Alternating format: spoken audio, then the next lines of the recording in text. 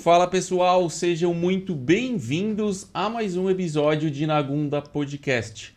Neste programa, nós vamos conversar com pessoas de atitude, pessoas que pensam em colaborar para a sociedade, lutando por cidades e políticas públicas mais inteligentes. Nessa posição, a gente tem muitas vezes um cientista, um professor, uma associação, como a gente já viu aqui nesse programa. Então, cada um no seu quadrado, cada um no seu tema, mas todos eles com muita atitude, muito conhecimento, dedicação a determinado tema. Hoje Mariana Salles não está conosco, estamos aqui num formato, num ângulo um pouco diferente, que estamos ajeitando aqui o estúdio. Entretanto, estou recebendo a visita de um grande amigo. O cara é um gênio, ele é um gênio mesmo. Já foi meu sócio, inclusive, é uma pessoa brilhante e veio aqui bater um papo. A gente vai falar um pouco sobre tratamento de água, tratamento de efluentes, essa parte aí de que a gente não conhece, a gente só abre a torneira. É igual o caminhão de lixo, ele é mágico, ele desaparece com o lixo, a torneira traz a água e a gente não pensa um pouco nesse processo. Seja bem-vindo, Simon, tudo bem? Rafael, muito obrigado pelo convite. Imagina. E galera da audiência, não aumentem muito suas expectativas. O cara não é brilhante, não. Modéstia à parte, ele é sim formado em Química, formado em Engenharia Ambiental. Eu tenho sempre o dever de ressaltar que ele é meu calouro, né? Não. Puta, eu já trouxe 2 calouros aqui. Simon, então, ele se formou em Engenharia Ambiental, ele é formado em Química. Atualmente ele está atuando no tratamento de água da cidade de Chapecó, ele vai apresentar um pouco pra gente. E eu quero que vocês aproveitem esse bate-papo para entender um pouco sobre isso. E a gente vai estar à disposição depois, se tiverem dúvidas, a gente sabe que o nosso episódio ainda é gravado. Coloca lá que o Simon está sempre vendo nossas postagens, ele vai bater um papo com vocês. Simon, eu queria que você se apresentasse para o pessoal aí. A gente tem um público pequeno ainda, nós somos um programa de baixo custo, emergente. E é um assunto bem setorizado, né? A gente fala sobre cidades, políticas e ciência. Quando a gente criou esse programa, só para te dar uma contextualização, a gente pensou o seguinte: diversas pessoas aí estão atuando e não são conhecidas, não estão na capa do jornal, na capa da revista, não são pops, por fazer os seus trabalhos na sociedade para gerar uma sociedade melhor. Você está lá no seu quartinho tratando água, mas ninguém sabe o trabalho que você faz lá. Então você passa desapercebido. Então a gente pensa assim, que cidades inteligentes merecem políticas públicas inteligentes. E para políticas públicas inteligentes a gente tem a ciência para balizar tudo isso, né? Então aí surgiu o nosso podcast. E aí hoje eu gostaria que você se apresentasse aí para o pessoal, para esse público pequeno que a gente tem ainda, porque a gente vai ser grande. E aí fala um pouquinho pra gente aí. Tá. Então, Rafa, eu vou me resumir então para você. Puxa vida, essa pergunta não é muito fácil. Isso eu escutei nas entrevistas de emprego faz um tempo já. Mas você é formado em Química e Engenharia, né? Sim, Química e Engenharia Ambiental. Não Sou é Engenharia formado- Química, né?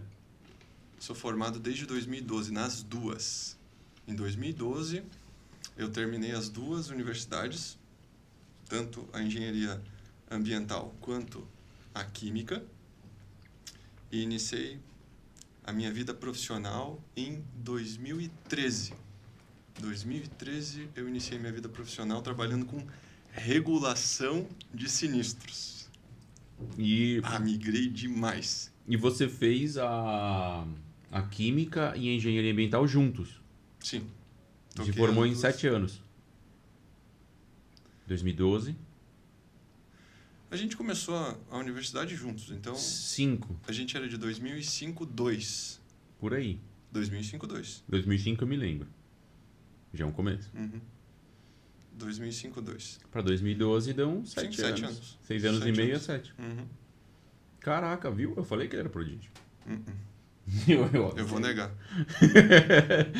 E aí você foi trabalhar com sinistro. Isso. Fiquei 1 ano trabalhando como regulador de sinistro, que é basicamente um profissional que, após um sinistro coberto por uma pólice de seguro, ele faz a vistoria, levanta os dados necessários nessa vistoria, avalia as cláusulas do seguro para concluir se o sinistro é coberto ou não, dimensiona a magnitude dos danos e precifica para depois poder pagar a indenização. Baita trabalho também. E atualmente, depois que eu saí da regulação de sinistro, eu fui para a Casan, que é a Companhia de Saneamento de Santa Catarina. Desde 2014 eu trabalho como químico na Casan. Tô com uma raiva do seguro. Por quê? Bateu um vendaval, quebrou minha porta, quebrou minha TV, quebrou um monte de coisa. O cara veio aqui, olhou e falou, porra, quebrou mesmo, né, cara? Daí foi lá, sinistro negado, porque não tenho cobertura. Eu tenho cobertura para vendaval, não, mas o dano não foi no telhado, não veio do telhado. Então a gente não pode cobrir. Fiquei com uma raiva. Achei mal explicado isso aí. Eu também achei, mandei Quando meia você dúzia tem, pra puta que pariu. se é vendaval, você tem que ter evidência de vento. Então você olha lá nas tabelas de vento, e se teve a partir de, acho que é 80 km por hora, porra, já faz uma década que eu não trabalho com isso. Mas tem um indicador lá.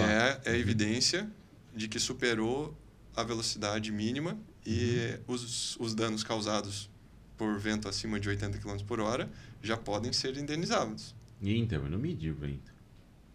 Não tive acesso, né? Não tive acesso. Simplesmente negaram. O custo não era tão alto. Foi aquela TV que eu transformei em abajur. E aí ficou por isso mesmo. Eu não... Eu não tava... não quis encher o saco também, não quis ir muito, já tinha comprado outra. A Lola e a Kelly, elas sempre participam do programa, você já conhece elas, né? Só pra deixar claro. E aí você foi pra Casan, a Cosan, companhia... Não, Casan. Casan. Casan é aquela gigante. Ah, Cosan é de Listada petróleo, na né? bolsa, listada na Cosan é petróleo, é Casan. E hoje você faz o que lá? É concursado? Sim. É, né? Concursado. Estudou pra caralho. Apesar de ser uma empresa mista. Ela é parte do Estado e uma parte de investidores. Guacemás é assim também, né? É uma autarquia, não é? Pois é, essa. Não sei essa Não, eu acho que a classificação. Semasa... A Semasa aqui de Itajaí. Semasa de Itajaí. É. Eu acho que é autarquia. É empresa pública. Tá. Agora, se a galera aqui é seletista ou se é servidor público, eu não faço ideia. E o que você faz lá? Você que é responsável por mandar água para nós? Eu dou assistência, atualmente, para o tratamento de água. Então, quando alguém tem dificuldade em diversas partes do processo, né? Se tiver dificuldade em potabilizar a água, o pessoal acaba me chamando. Tem um setor bem preparado, tem técnico de saneamento, engenheiro, sanitarista. Eu não sou o único lá que presta assistência. Sim. Tem uma galera. Tem uma equipe multidisciplinar, né? Mas esse é um setor operacional. Eu trabalhei 4 anos no setor de controle de qualidade também. Tá, mas deixa eu te fazer uma pergunta que não tem nada a ver com isso e na internet tá bombando e tem várias pessoas que têm essa dúvida e eu já falei e algumas pessoas não acreditam em mim. Quando eu abro a torneira e sai aquela água branca, é cloro ou é ar? É ar aquilo, né? Poxa, eu já falei diversas vezes para várias pessoas, eu falei isso.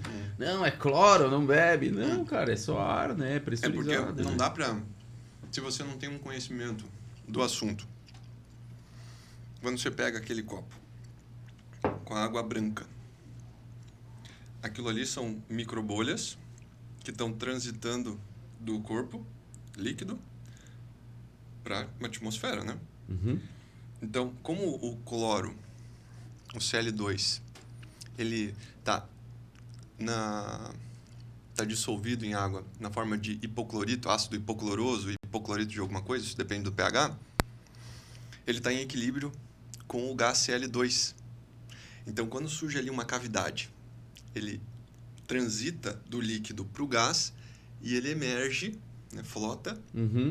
E daí, quando você aproxima o copo para dar um golinho, tem você o cheiro sente de cloro. um cheiro intenso de cloro. Daí, por isso que a galera acha que é excesso de cloro. Não, não é excesso de cloro. É uma água pressurizada. Assim, quando a galera aqui da audiência enorme, deve fazer mergulho, quando você fica muito tempo lá embaixo da água, submerso, a uma profundidade grande, Uhum. os gases ficam pressurizados. Eles ocupam um espaço bem Menor. pequenininho. Uhum. Assim que você sobe para atingir a superfície, esses gases, numa pressão menor, eles se expandem Tá. e daí causam aquela doença que eu não lembro o nome. Sim, que daí tem que Você ficar lembra o nome? naquela câmara de descompressão por um tempão, né? Não lembro o nome, a gente não vai lembrar. Embolia. Alguma coisa desse tipo. Cara, o processo é o mesmo. Tem os gases É pressurizados igual do abrir um sangue. refrigerante.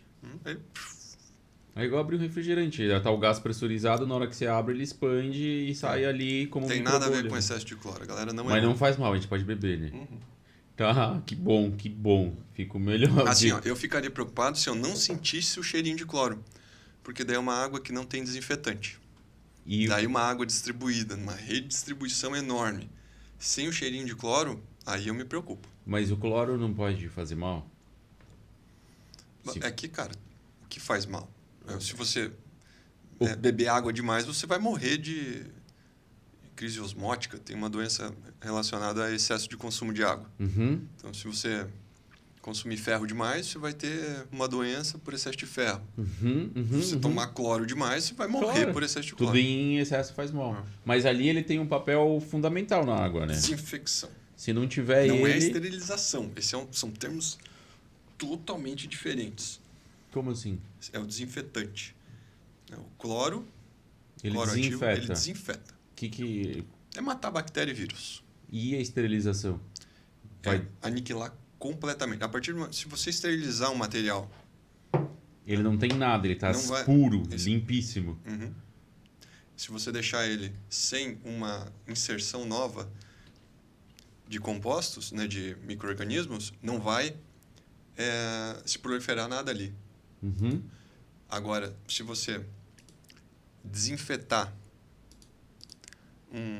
um equipamento e esse desinfetante sumir com o tempo, Tá, ali pode ocorrer a proliferação de vírus e bactérias novamente. tá.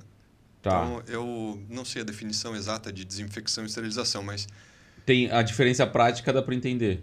Dá pra entender. Um ainda tem vestígios, né? Eu deveria você até... pode aniquilar uma bactéria com desinfetante, mas ela está ali. Eu deveria até saber, porque eu fiz um mestrado com uma área de genética. Eu fiquei um tempão no laboratório de microbiologia, né? E a gente tinha que esterilizar... Quase todo dia a gente tinha que esterilizar um pratinho ali para poder fazer alguma coisa, né? Os processos do laboratório. Na esterilização eu lembro que a gente levava... inclusive, levava um processo de autoclave, uma panela de pressão gigante, né? Uma autoclave...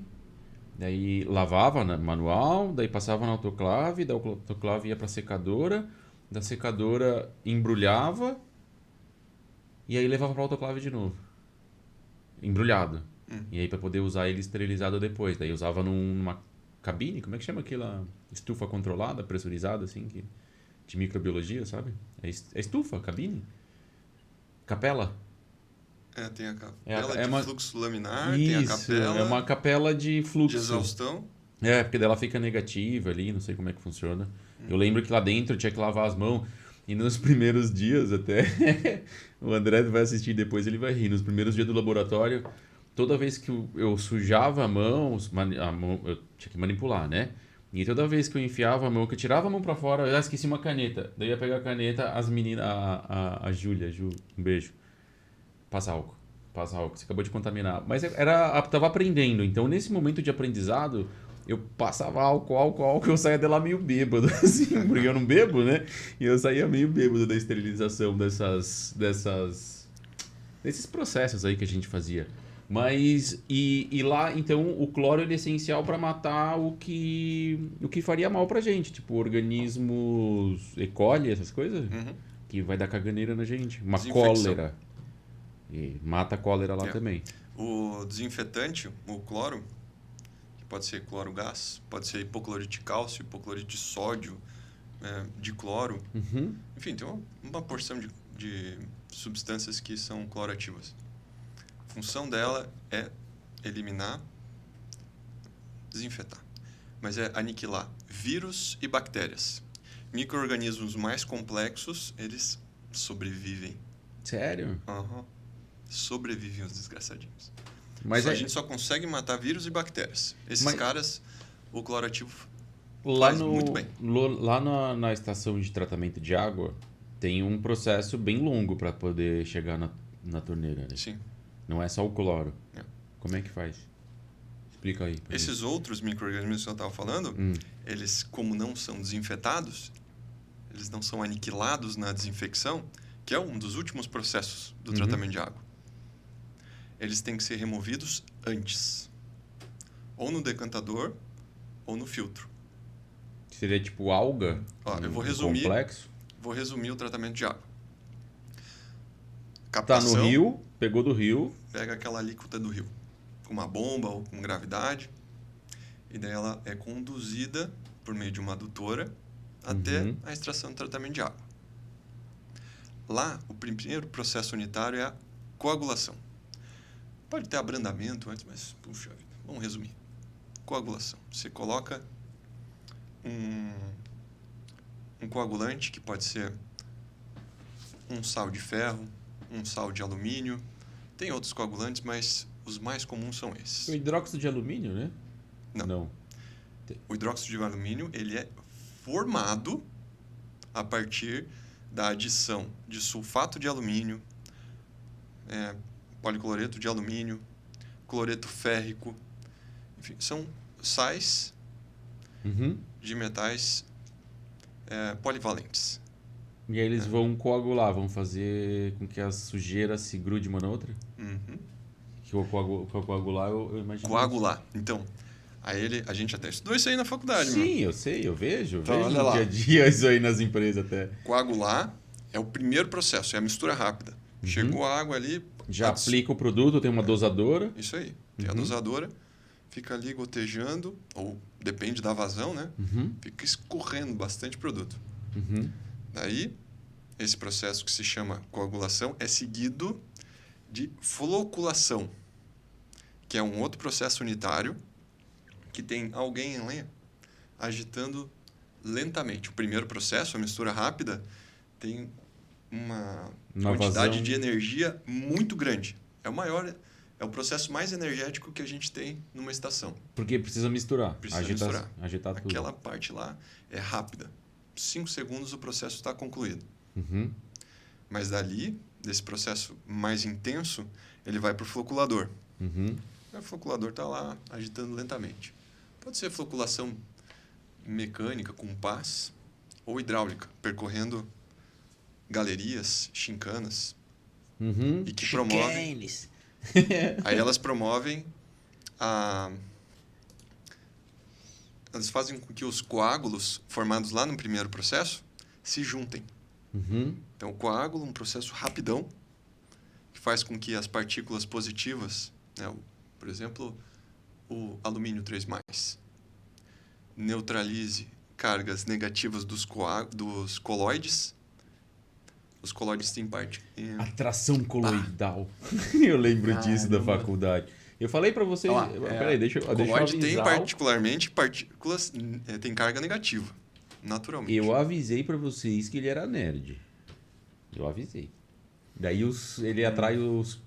Pois é. Aí ele vai atrair matéria orgânica, né? A lama, aquela... Porque a água do rio é marrom. Muitas vezes. E tem muito... cocô de bicho, fertilizante, tem de tudo no rio, porque chove lá, vai pro rio, né? E aí chega lá para vocês tratar, e daí chega aquela água marrom. O alumínio, ele vai servir para que essas partículas pequenas de sujeira aí se juntem. Isso mesmo. Porque o alumínio tá na forma de Al3+, está solúvel em água. Quando você transfere de pH 3, que é o sulfato de alumínio, ou policloreto de alumínio, em torno de 3, para 7, que é o pH em geral de coagulação, aí o alumínio sai de algo ionizado, né, que é o Al3+, para hidróxido de alumínio. Aí ele é insolúvel. Aí, olha, surgiu do nada...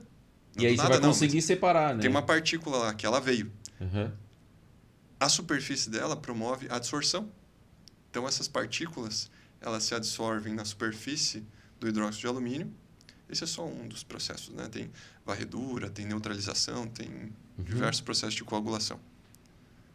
Isso não importa. O que importa é que surge ali uma partícula e ela é capaz de juntar a sujeira. Uhum. É Bem o massa, é cara. o principal, simples, né? É muito simples. Eu Você vai acredito. visitar qualquer estação de tratamento aí, simplão. Tem sempre mistura rápida, floculador, decantador, filtro. E aí ele passa. Porque pelo que eu me lembro, ele vem, ele aglomera, né? Ele, como é que chama? Você chamou de. Aglomerar, não, de. Primeiro é coagular. Coagular. Eu lembro que a gente confundia, não sabia o que é coagulação, floculação, coagulação, Hoje floculação. ficou mais fácil. Mas daí ele coagula, depois ele flocula, É a flocula. que é pra ele ganhar peso, né? Ganhar massa. Uhum. Então você atrai, porque aquela sujeira é muito pequena. Sim. Daí O só coágulo é pequenininho. Aí para flocular você pega 2 coágulos, vai juntando vários. vai juntando devagarinho, eles vão se atraindo, pum, eles se grudam. E daí sim, depois que o floco cresce, Uhum. você manda essa água pro decantador. Tipo, daí ele vai precipitar, né? Ele vai pro fundo e daí a água passa limpa em cima, né? Isso. A água limpa. Depende. Se for um decantador, aí a água limpa flota, Uhum. a sujeira, o floco, precipita. Uhum. Agora, se for um floculador? Uhum. Não, um floculador não. Flotador. Um flotador, ele vai Flotador. jogar pra cima essas partículas. É. Ele injeta. Tem alguns métodos, né? Mas um bem conhecido é injetar ar pressurizado. Uhum. E daí as bolhas fazem com que a sujeira flote. Uhum. Também é bem legal. Mas é mais difícil, né?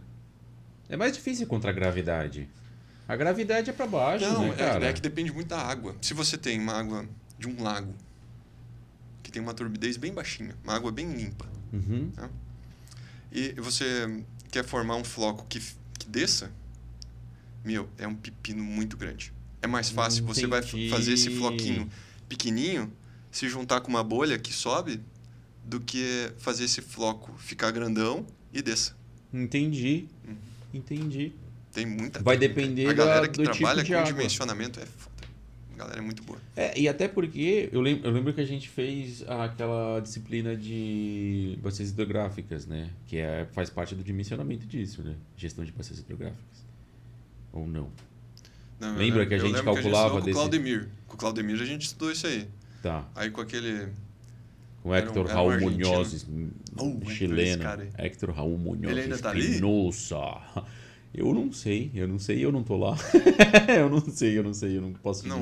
Não anda mais nos corredores da Univale? Não, há muitos anos não. Eu fiz meu mestrado em 2019, 20 e 21, né? Foi 3 anos porque teve Covid. Uhum. Mas não me lembro de ter visto. Mas deve estar, ele era um ótimo professor, né? Ele era um cara, um genial. Mas eu lembro que a gente calculava... Bem exigente, né? Na verdade, bem exigente. Mas também Eu acho que foi a disciplina mais difícil que eu fiz lá. Foi uma das. Não era, assim, a matéria que ele dava não era... A complexidade não era... Mas era muito trampo, Só né? que o trabalho que Era ele fazia, a muito gente fazia. trabalho. Era muito. sinistro. Mas era tipo a prova final. É. Que você consegue fazer Se não isso. fosse o Thiago Brassanini, meu irmão, na minha equipe lá, ele ajudou demais. Na verdade, ele fez boa parte Não, do a trabalho. gente fez. Lembra que a gente ficava se reunindo lá em casa, lá no Bardi? Ah, é verdade. A gente ficava na mesa lá, morava eu, o Bardi e o Deco, Uhum. na ressacada. Daí a gente ficava lá.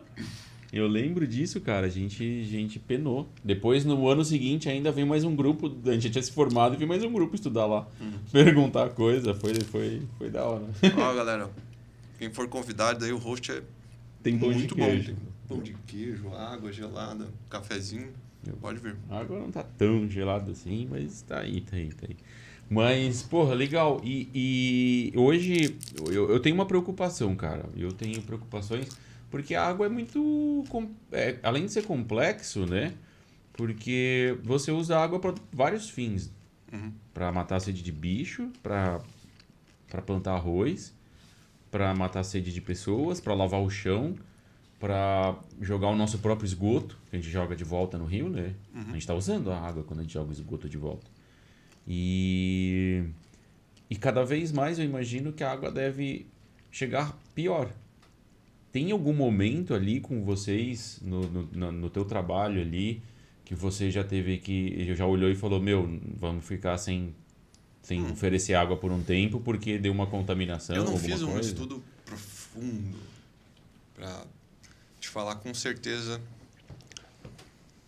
da informação que eu vou te passar agora. Então, eu dei um Mas os nome para dados isso públicos... ontem que diz assim, ó, é uma certeza baseada em um achismo. Foi isso que eu te falei ontem, né? É uma certeza baseada no achismo. Então, não pode referenciar isso aí em qualquer estudo. Não, é devaneio. A gente devaneia muito nesse programa. temos A que gente gosta de devagar. devaneio. Porque a gente tá aqui para bater papo. É assim, ó. Eu dei uma olhada em uns resultados que tem em bancos públicos. Acho que é Comitê de Bacia Hidrográfica, aqui o pessoal... Ou o Ministério da Saúde, eu não lembro qual que é a fonte. A ANA, Mas né? me parece... Agência Nacional de Água. Me parece que a qualidade dos rios vem melhorando ao longo do tempo. Tu diz. Aham. Vem melhorando ao longo do tempo. Porque Vamos no passado, investigar isso. no passado, a gente não se preocupava. A gente não se preocupava com as emissões. Uhum.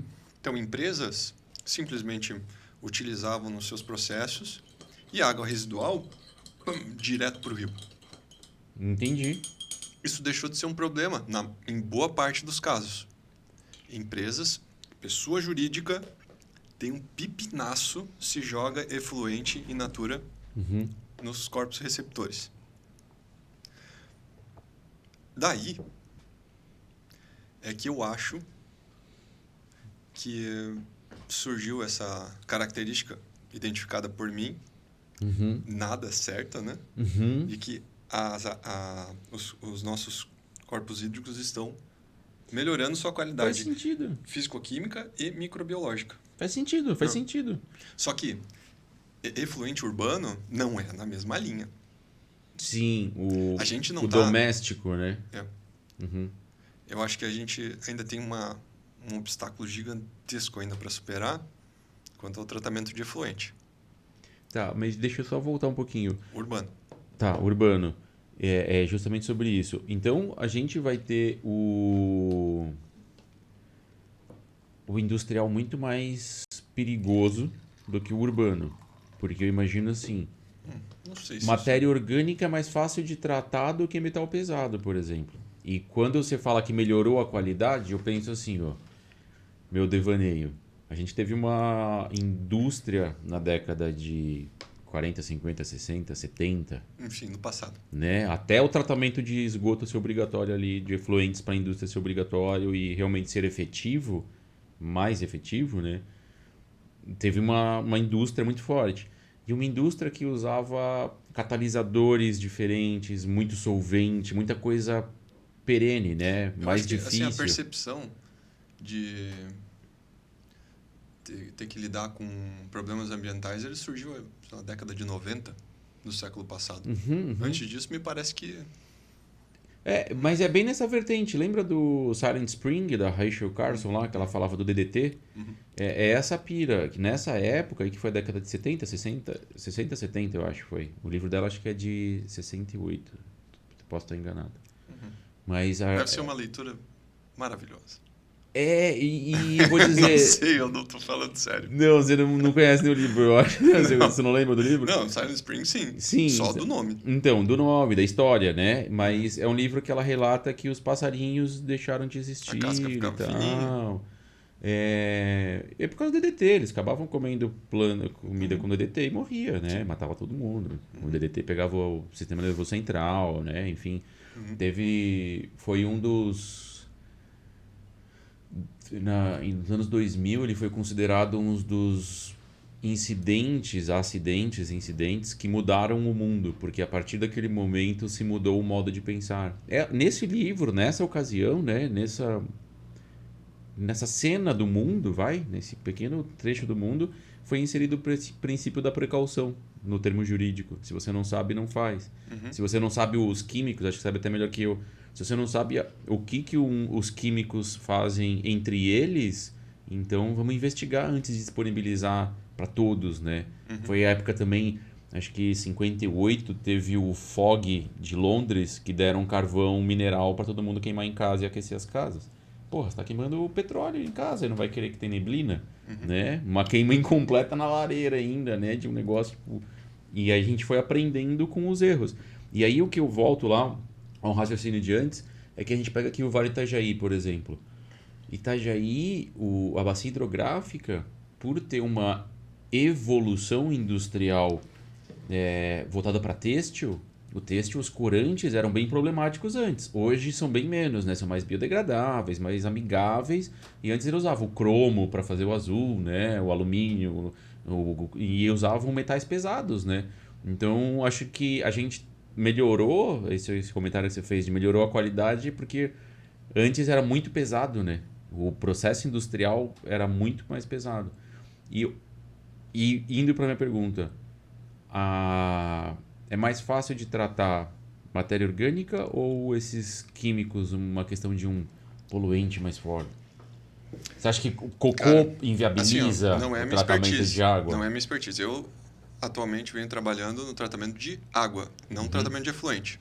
Tratamento de efluente eu venho desenvolvendo atividades mais com bem menos intensidade. Então, E em caráter de aprendizado? eu acho que, né? pô, se você, a dificuldade está relacionada com o equipamento disponível que você tem. Se Tá. você tem uma estação dimensionada de maneira apropriada para um efluente,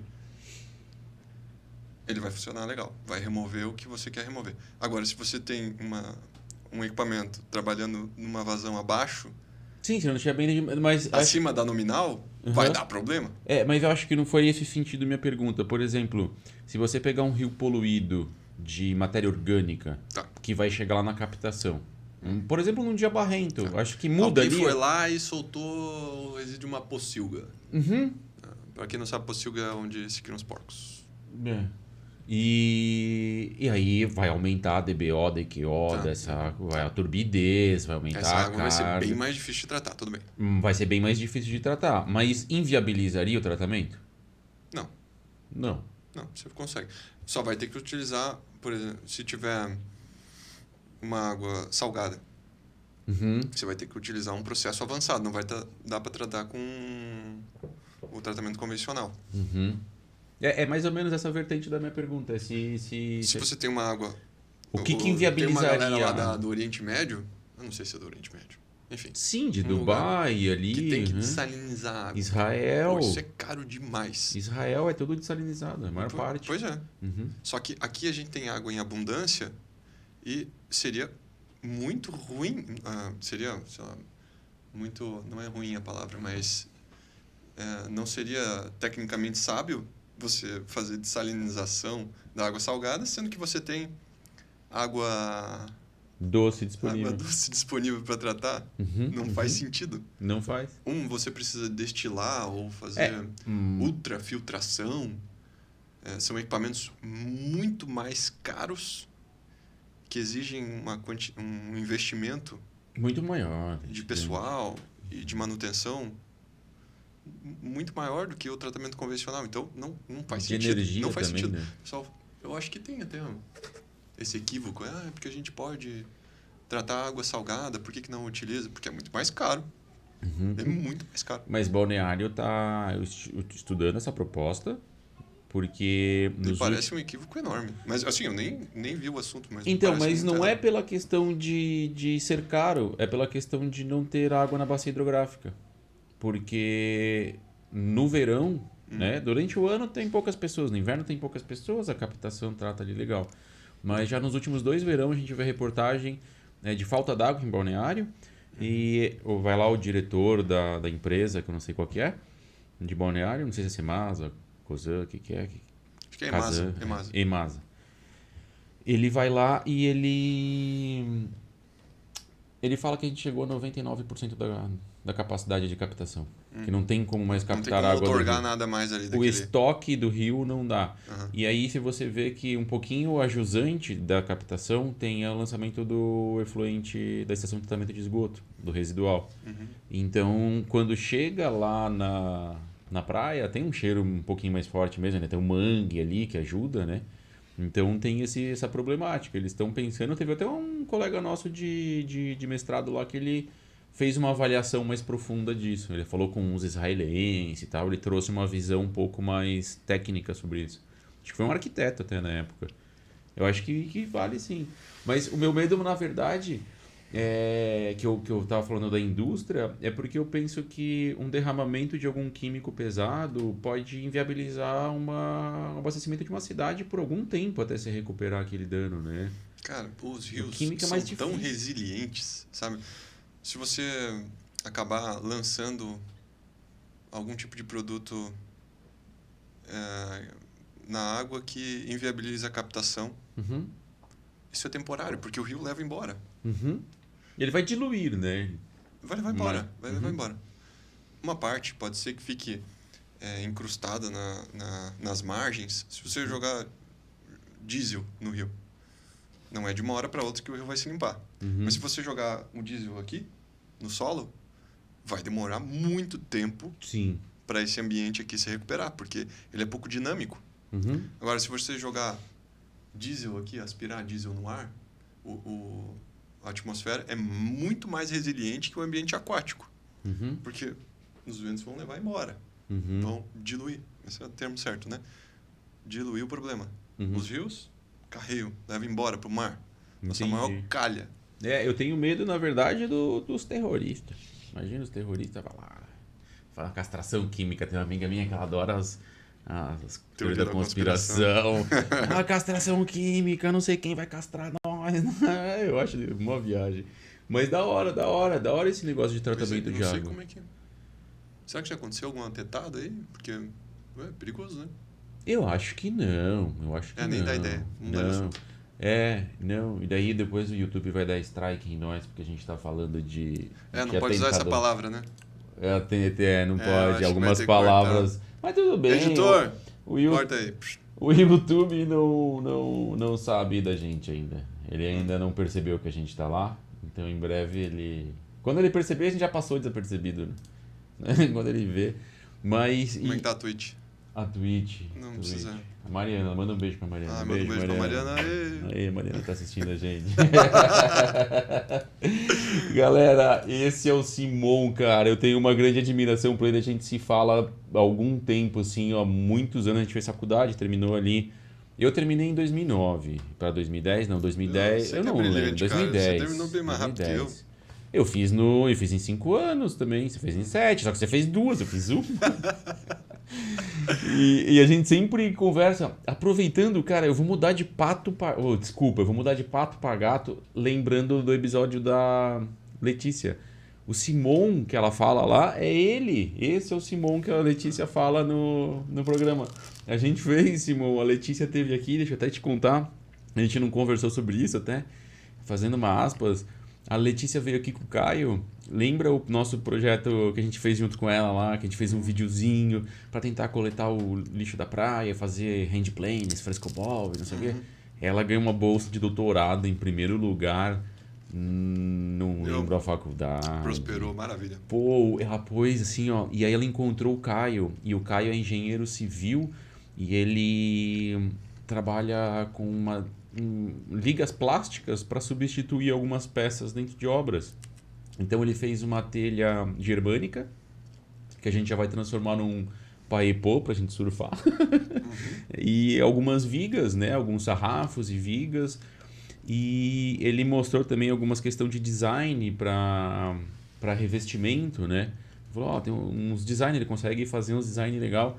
Cara, bem interessante. Ela contou, ela trouxe pra gente. Eu não pude pegar onda porque eu tava travado da coluna. Mas eu tirei foto, depois eu te mostro eles pegando onda, ela colocou no Instagram, vou te marcar lá. Mas muito próspero, assim, ó. Muito próspero e uma equipe muito boa, assim, ó. Os caras alto astral pra caramba, dedicadaço, assim, ó, com... Estão fazendo cortes, não sei se é a laser ou a água, a ar, alguma coisa assim, nas chapas. Fizeram vários testes de granulometria, agora vão pro teste de resistência. Porra, animal, cara, animal. Eles pegaram o plástico residual e misturaram com adesivo, termoplástico? Não, só usaram PAD. PAD. Ah, então. Só PAD. Daí coloca Só numa tampinha, forma, né? E prensa E aí diferentes granulometrias dão diferentes texturas e densidades para prancha. Massa. E eles estão testando isso, daí eles vieram pegar umas ondas ali na Brava, foi legal pra caramba, cara. Oh, e as pranchas bonitas, cara. Porque você pega a cor das tampinhas de refrigerante. Daí você pega lá Coca-Cola vermelha, Pepsi azul, a água azul, a Sprite verde. Só pegaram uma ideia que já tinha, que é aquela história de fazer telha com...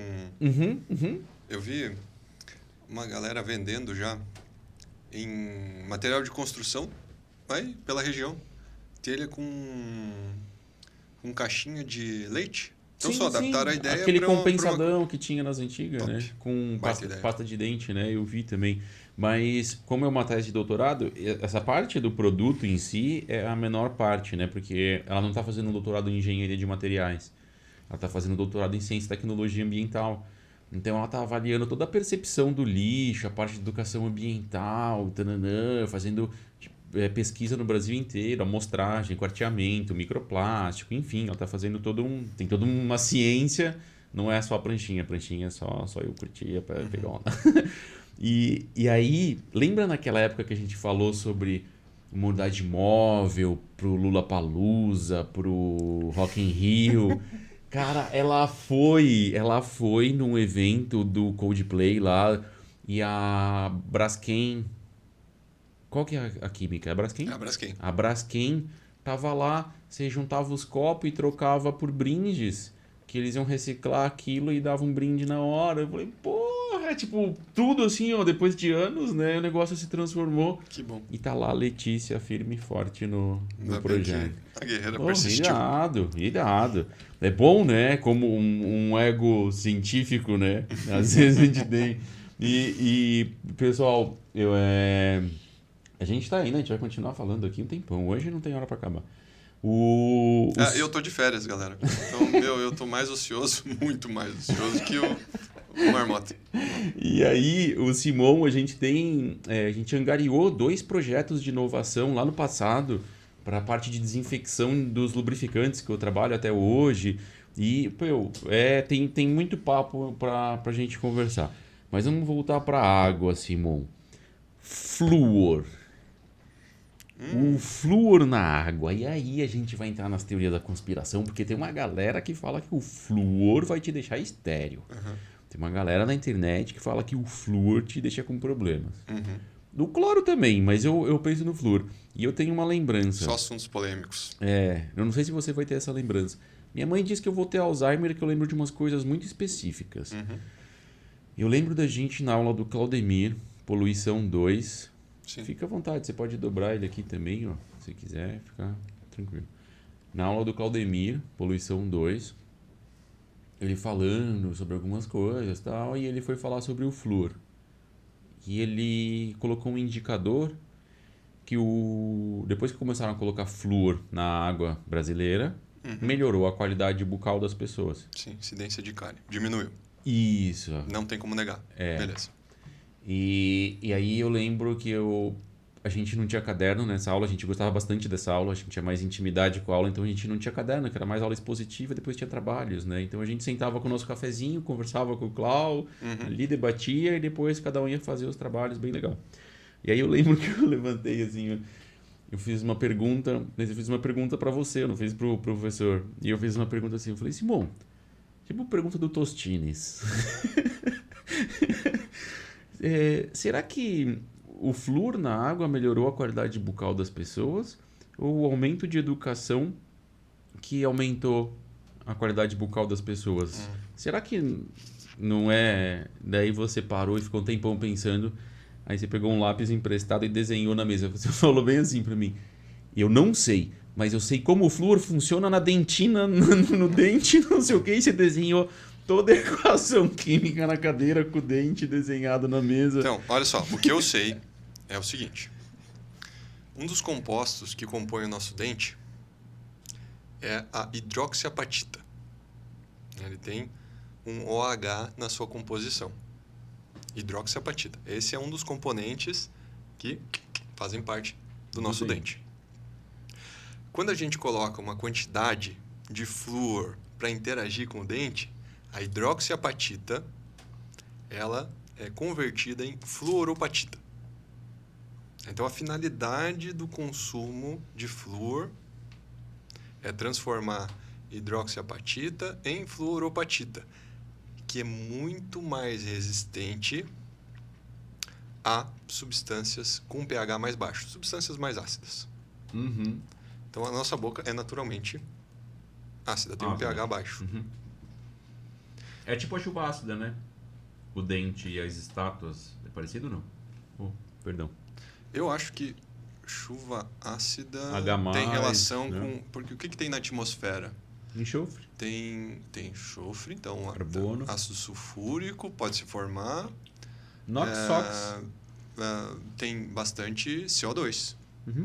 Então, CO2 dissolvido em água, ácido carbônico. Uhum. Então, realmente, chuva ácida, ela se forma naturalmente por conta dos compostos que tem na atmosfera. Uhum. O que forma em superfícies expostas à chuva, provavelmente são compostos carbonatados. Deve estar relacionado com CO2. O ácido carbônico encontra algum contraíon ali de cálcio, por exemplo, que tem baixa solubilidade e forma carbonato de cálcio. E daí ele vai formar estalactite. Isso aí. Uhum. Mas a corrosão é por ácidos, né? Pela chuva que cai e corrói, né? Uhum. Daí daí depois ele estar forma relacionado com a estalactite, né? dissolução dos gases com enxofre e com CO2. Nox, SOx. Uhum. E COX. Nox, SOx, COX. Tem o xizinho do lado, né? Mas na boca é por causa das bactérias? Por que Mas é a ácido? gente tava falando do dente. flúor. Daí, É. do flúor. Flúor forma fluoropatita Uhum. e que é mais resistente ao ataque ácido. E, no fim, essa fluoropatita diminui a incidência de cárie na população. Top. Fato. No início, eu até não acreditava quando eu comecei a trabalhar com saneamento. Uhum. Não, que isso é uma bobagem. Isso é uma bobagem sem tamanho. Afinal de contas, se você olhar em pasta de dente, a concentração de algumas pastas é de aproximadamente 2.000 miligramas por litro. 2.000 ppm. Uhum. Aí tá. Olha que suspeito. Você vai lá, passa uma pasta de dente durante minutos, né? Para que os caras que estudaram concluíram que passando 2.000 miligramas por litro durante minutos no dente, ocorre a formação Da fluoropatita. Aí alguém descobriu que se você ingerir água com 1 ppm, então, puxa, tem 2.000 vezes mais na pasta de dente se comparado com a água que a gente ingere. Uhum. No Brasil, é no máximo 1,5 miligrama por litro. Uhum. Então, veja a diferença. E quando você bebe água, você não fica fazendo bochecho, né? Não. Você bebe água e pronto. Então, para mim, isso parecia muito suspeito. Parece muito charlatanismo, né? Parecia. Porque esses produtos, eles são gerados num processo químico, produção... Eu não lembro exatamente o produto, mas ele é não um rejeito, mas ele é um subproduto de algum processo industrial. Uhum. Então, daí puxa vida, isso deve ser uma besteira, cara. Aí começou a entrar um monte de abobrinha na cabeça, isso aí deve ser para alguém ganhar dinheiro. Aí fui estudar, percebi essa parada, né? Foi isso que eu te perguntei lá em 2008. Aí tem diversos estudos que falam que por via sistêmica, tá? Então, esse é o termo utilizado nesses Via estudos. sistêmica. Via sistêmica. Maldição, né? Biologia, ó, difícil de entender.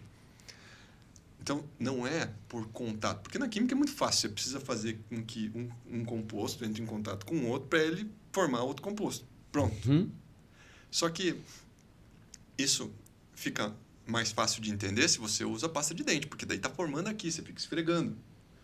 Agora, se você engole, como é que essa maldita fluoropatita vai formar? É por via sistêmica, né? Você ingere, aí o flúor ali transita no corpo humano. E deve transitar, ele não é E daí, como digerível, ele é né? pequenininho, o fluoreto, ele é pequenininho, desgraçado. Aí ele consegue permear pelas mucosas da boca. Possivelmente, deve ser isso, né? Uhum. Então, por via sistêmica, deve significar que sai do sangue ou transita entre as células para que chegue na superfície do dente e forme a fluoropatita. Então, Entendi. aí eu peguei, no início, Que disruptivo, eu né? peguei. Que loucura. Eu achei, não. Eu vou pesquisar. Eu eu peguei e não- fui falar com meu pai. Meu pai era dentista Uhum. de... Eu atendia posto de saúde e eu sempre falava para ele assim, né? Isso não funciona. Isso é uma bobagem. Isso é uma bobagem. Aí ele fala, não, meu filho, funciona porque assim, ó, eu atendo o pessoal da zona rural e da área urbana, Uhum. né? E eu noto que a incidência de cárie na zona rural é muito maior do que no perímetro urbano. Você está enganado. Você está enganado. Acontece que na zona rural, É a água o da pessoal tem nascente. menos higiene bucal do que no perímetro urbano. É por isso que lá na zona rural tem uma incidência maior de cárie. Ele falou, não, meu filho, eu tenho certeza que não. Porque eu visito as escolas, eu falo com os alunos e eu tenho convicção de que o que faz diferença É o flúor da é água. o flúor da água, porque na zona rural não tem e no perímetro urbano tem. Hoje em dia, eu admito, ele estava certo, mas jamais vou confessar isso para ele, porque aquele alemão teimoso, ele vai se glorificar demais, né? Então, Sr. Harb, estou te mandando corte aí ele depois. não olha Twitch. Cara, que loucura! E, pô, 12 anos depois, 14, 15, quase 15 anos depois, você me respondeu. Mas é isso, então tem uma correlação mesmo, real, disso aí.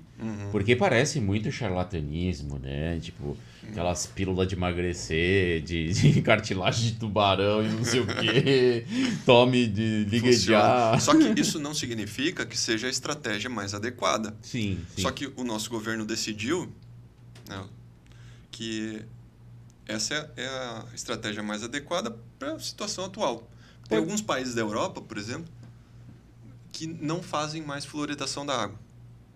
Nova York Porque também acho que não A faz. única função do flúor é reduzir a incidência de cárie dentária na população. Só que dos 150 litros que um ser humano consome de água por dia, Uhum. quanto que você bebe? 2 litros. 3 se você for uma pessoa saudável. Uhum. Você bebe 3? Cara, depende do dia. É. Mas eu acho que fica nos 2 no Ah, máximo. 2 litros, tá bom. Tá mentindo. Não, eu tomo bastante água mesmo. Eu tenho uma garrafinha de água. Ela tá lá na sala. Aham. É verdade, é verdade. É. Eu me esforço demais, gente, pra tomar. Não, eu tomo A minha sim. esposíssima, ela fala que tem que beber muita água. Ela é nutricionista. Não, mas eu tomo bastante água. A Mari, ela, quando eu tô aqui no computador trabalhando, às vezes ela tá aqui trabalhando também. Aí daqui a pouco ela vê que eu tô sem água, ela vem e traz. Bebe. Olha só. Daí eu bebo, depois ela volta, pega outro e deixa do lado. Ela traz 2, não traz um só. Ela não perde viagem. Mas tem. E indo nessa premissa também da água. Peraí, eu não terminei. Do flúor? Faltou alguma coisa. Fluoretita. Não. Eu tava seguindo alguma linha de raciocínio pra chegar em algum lugar. Você falou do. Água.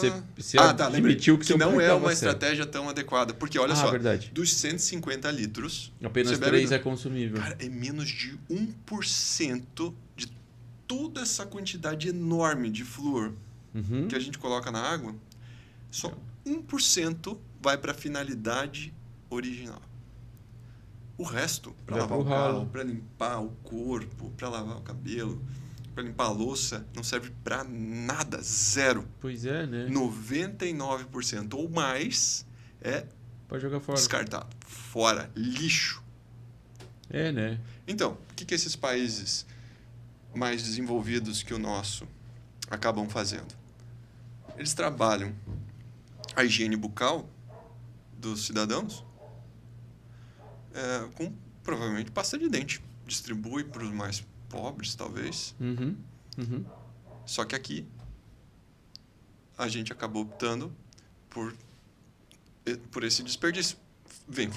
Eu acho que vem funcionando, porque se você comparar... Por que você gasta menos pra pôr flúor na água do que pra tratar uma cárie? Provavelmente. Não faço ideia. Provavelmente.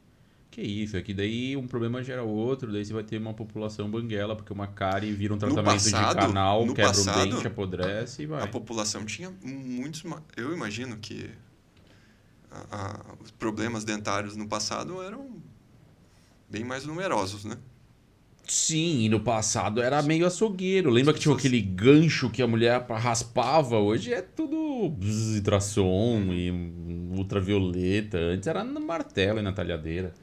Ficou mais acessível, né? Ficou saúde também. bucal. No Brasil, né? Em alguns lugares ainda é bem difícil. Mas aqui a gente tá bem, a gente tem acesso a isso, né? Tem bastante. Bastante. Eu precisei tratar um canal pela primeira vez na vida.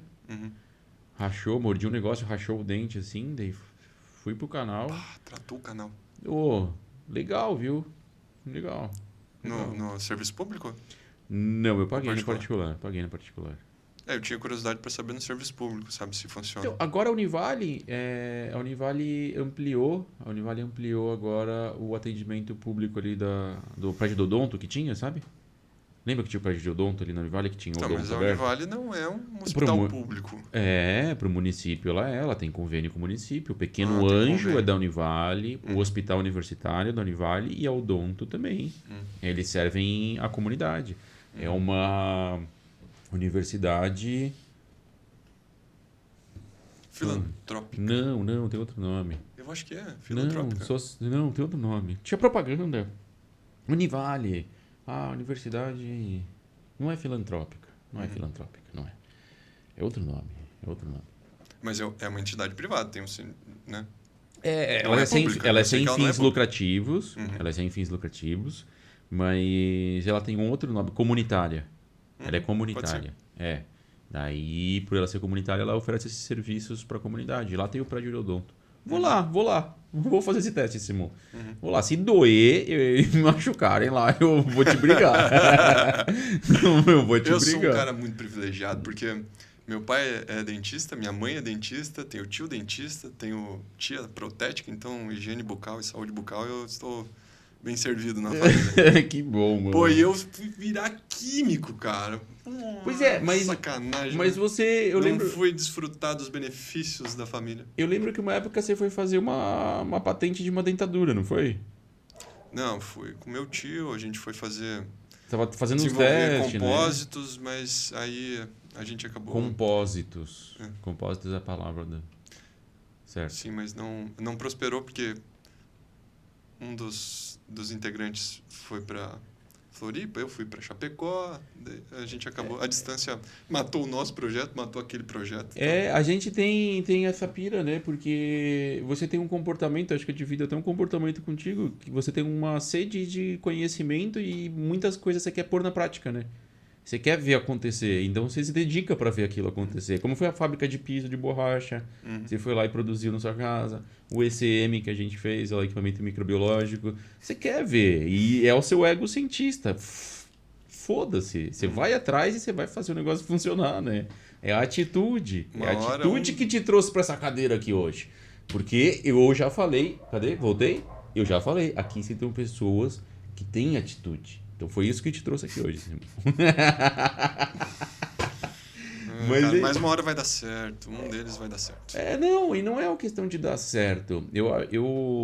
Não, vai prosperar então, porque deu certo, mas só não prosperou. Prosperou. Não deu certo, não foi efetivo no objetivo final que você queria, mas ele te trouxe ganhos, ele te prosperou como pessoa. Conhecimento, sim. Isso. Só não...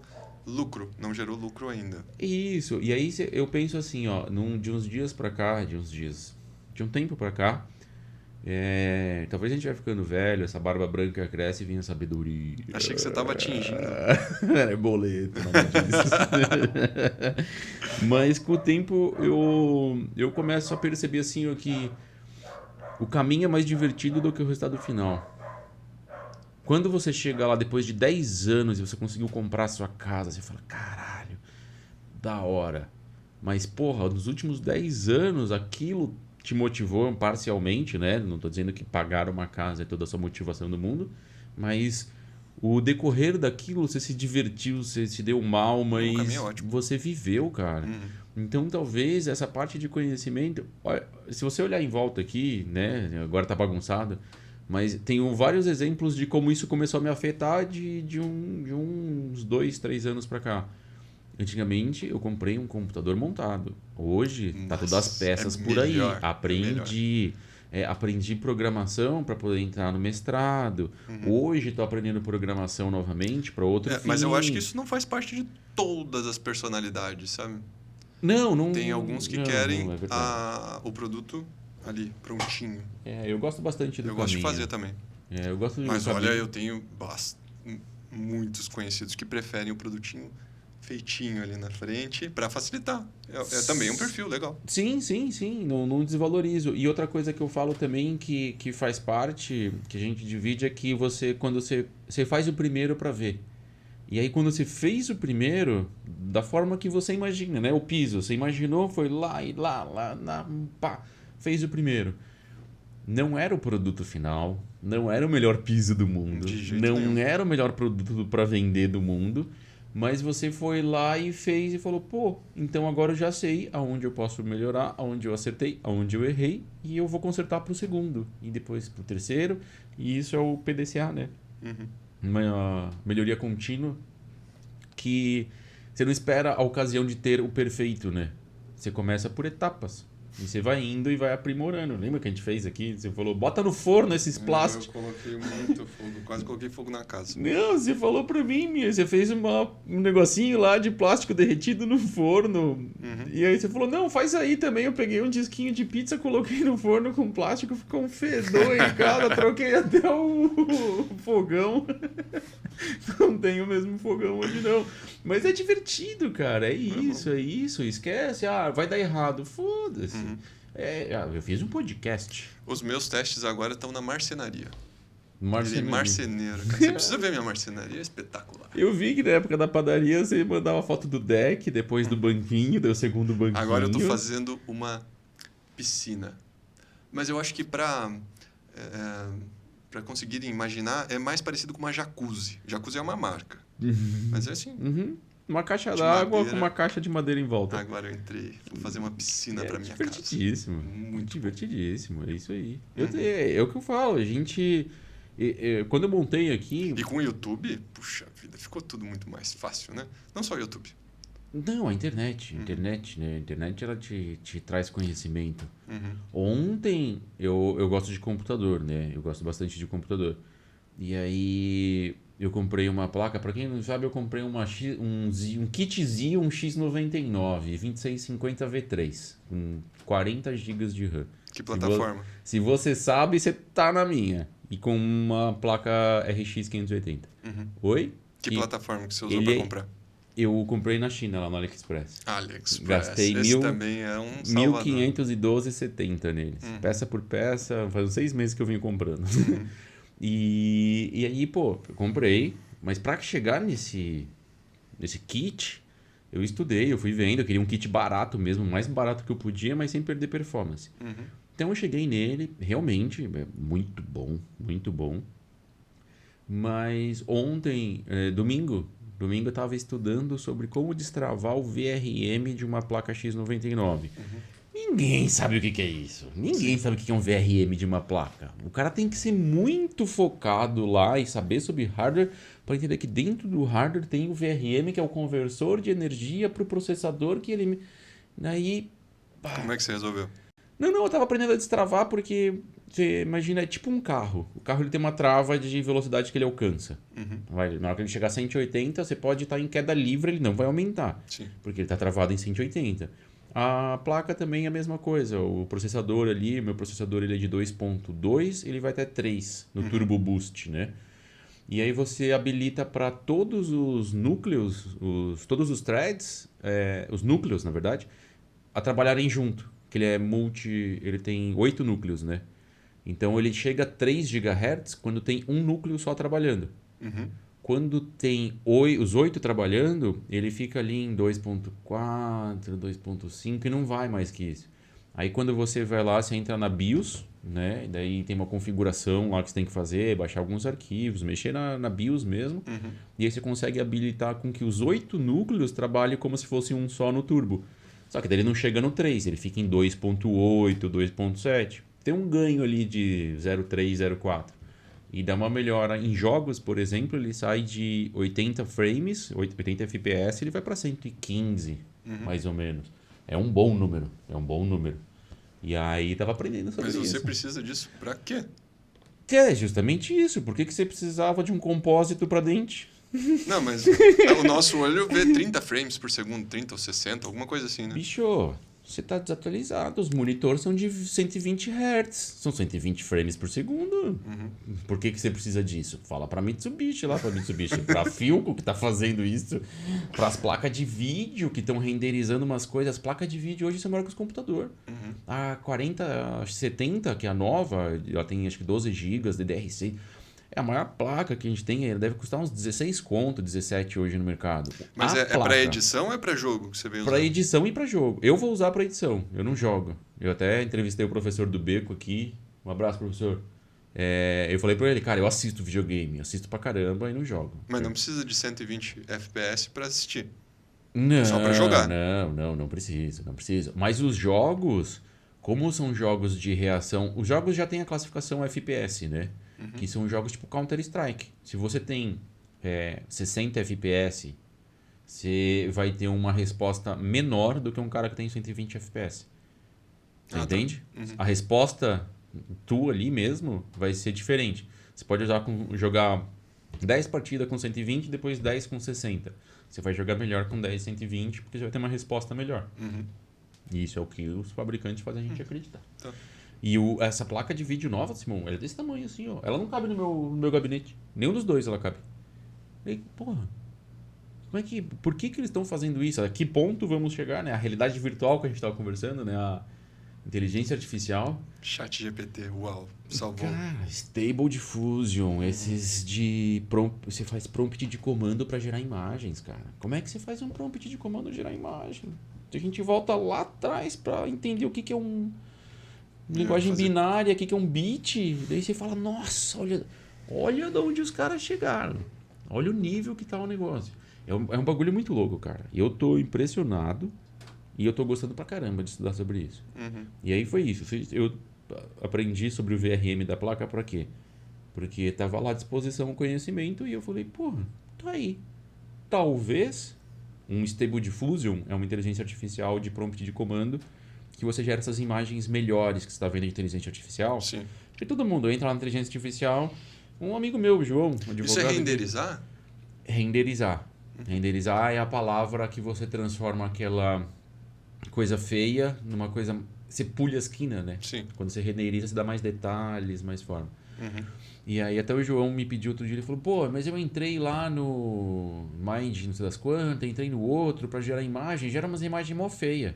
Gera, porque essa é a versão que você está tendo ali disponível à vista, né? Na sua cara. Mas quando você vai nos aplicativos, nos programas, nas fontes ali que são... Que nem esse Stable Diffusion, agora tem o Stable DL, acho que chama. Que eles são de linha de comando, eles processam no seu computador, não num computador virtual na internet. Eles processam umas imagens fabulosas, cara. Um nível de detalhamento, claro, vai ter que polir depois, trabalhar a imagem. Mas o nível de detalhamento que eles conseguem gerar é por conta dessas placas de vídeo desse tamanho, assim, ó.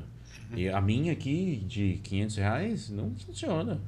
Eu rodei ali o Stable Diffusion, eu comprei agora 40 de RAM para pôr nele e vou comprar uma placa de vídeo de pelo menos 12 GB. Eu ouvi falar que elas estão ficando um pouquinho mais baratas, porque o pessoal que estava minerando...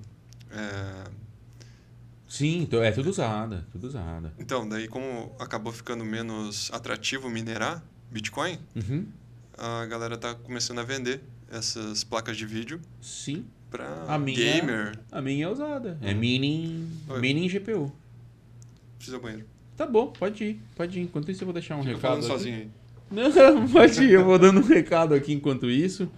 Eu vou aproveitar a câmera aqui. Aproveitar que a Mariana não tá. Eu posso fazer cortes, eu posso falar o que eu quiser. E pessoal, é isso. O nosso programa. Agradeço aí vocês por enquanto pela essa companhia.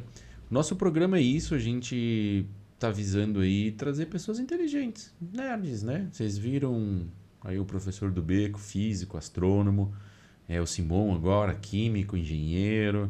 A gente teve pessoas aí de bastante atitude. O que foi a entrevista com a Anne, com a Recicla Vale, dando uma aula aí de cidadania pra gente. Então é isso, a gente vai trazer pessoas que se prontificam em fazer algo legal para a sociedade, né? Seja num nível de pesquisa, de ensino, de associação, de projeto, e prezando assim um conteúdo que não vai trazer um ganho pessoal, mas sim um ganho coletivo. E tem dado muito certo, a gente tem recebido um feedback bem legal assim da nossos poucos ouvintes. Eu acho que hoje somos em 250 seguidores ali da nossa página e o pessoal tem dado um feedback bem interessante assim sobre os convidados. A gente, deixa eu ver se a Mariana deixou aqui. A Mariana deixou. O Nagunda Podcast é um projeto emergente de baixo custo, né? A gente faz aqui num quarto em casa, divido espaço com algumas coisas pessoais minhas, algum escritório. E a gente tem uma necessidade aí de uma estrutura, né? E aí, se você quiser colaborar com a gente tá fazendo o projeto, vocês já estão vendo que tá bagunçado hoje, é que eu não posso virar a câmera. Mas a gente tá bagunçado hoje porque a gente montou uma mesa nova, montou um computador novo, ajustou tudo aqui. E o Simon tava de passagem, aproveitamos e falou, não, vamos só puxar a mesa aqui, passar um café e tá tudo certo. Então você vai ver meus livros lá atrás do Simon, você vai ver meu violão havaiano ali no fundo, aqui, ó. Então tá tudo meio bagunçado, a gente não tá no Nagunda ali, né? O Nagundinha tá aqui, ó, o monstro pastafariano. Simon, você conhece o monstro pastafariano? Tô conhecendo não, eu vi o processo se formando aqui. Sim, mas esse termo pastafarismo você conhece? Não faz sentido. Eu acho não sei qual que é a origem dele. Eu acho que você não entra nessas viagens, você é inteligente demais para isso. Mas na década de 98 e 2000 ali, de 98 a 2000... Quero ver eu dormir hoje. Meu Deus, tomei café demais, gente. Esse é o problema de gravar podcast. Dias que eu gravo, como depois do expediente, que nem hoje, que eu sempre relembro. Pessoal, eu trabalho como uma pessoa normal, eu tenho um emprego normal, como todo mundo, e eu faço isso na hora vaga. E aí, em 98 para 2000, veio um cara à tona para trazer a ideia de tolerância religiosa, de tolerância de crença, de tolerância de tudo, né? Você tem que ser tolerante. Sim. E independente do que o cara acredite, né? Porque ele pode acreditar em qualquer coisa e isso não deixa de tornar uma pessoa boa ou ruim, né? Uma crítica à religião, na verdade. E aí ele fez o monstro monstro tem relação com paz? Com pasta. Ah, tá, pasta. Com não macarrão. tem nada a ver com a palavra paz. Não, é com a palavra pasta. Pastafarismo transformou a religião em pasta, né? Macarrão. E aí o símbolo é quase isso, né? Quando o Arthur veio fazer assim, ele falou, fazer um monstro marinho, não sei o que. Eu falei, porra, legal, Itajaí é nóis, mano, põe aí. E aí depois eu fiquei pensando, eu falei, nossa, parece um monstro pastafariano. O monstro pastafariano, ele é um monstro de espaguete com 2 almôndegas, que ele é o criador do universo. Então, o pastafarismo acredita que o criador do universo é um monstro de almôndegas e macarrão. É um deboche, eu adoro esse conceito, é um deboche, mas também é uma crítica construtiva, tipo, tolere, foda-se. Igual tem a igreja do bacon, em Bacon We Trust, sabe? Você nunca viu? Não. O símbolo é uma mãozinha assim, e aí tem um bacon no meio, assim, daí tem um negocinho, daí embaixo tá escrito In Bacon We Trust. Acho que você precisa fazer mais podcasts. Eu adoro pesquisar esses assuntos aleatórios, assim. Eu tenho muito assunto aleatório. Super útil. Eu participei do primeiro financiamento coletivo para uma estátua do Satanás em Londres. Eu nem tô em Londres, mas eu fiz pela tolerância. Eu falei, porra, se pode ter Buda, se pode ter o Cristo, por que o cara não pode ter o Satanás? Mas só pra provocar, a Mari diz que é o meu lado rebelde, meu estereótipo rebelde. Mas são coisas assim avulsas que passam no mundo. Eu falo, porra, eu quero participar um pouco disso. É muito avulso, pequeno, pontual, assim, sabe? Coisas que ninguém sabe. Tipo o VRM da placa. Uhum. Eu gosto de entrar nesses assuntos, ir até ali. Que nem você fazia com as integrais. Que você derivava ela até chegar na fonte, naquela equação desse tamanho assim. Ainda bem que a gente não tem mais que fazer isso. Falei de você pro professor do Beco. Falei, cara, o Simão, meu amigo, meu sócio, ele chegava e ele pegava aquela equação, ele não queria resolver aquela equação, ele queria entender de onde que ela veio.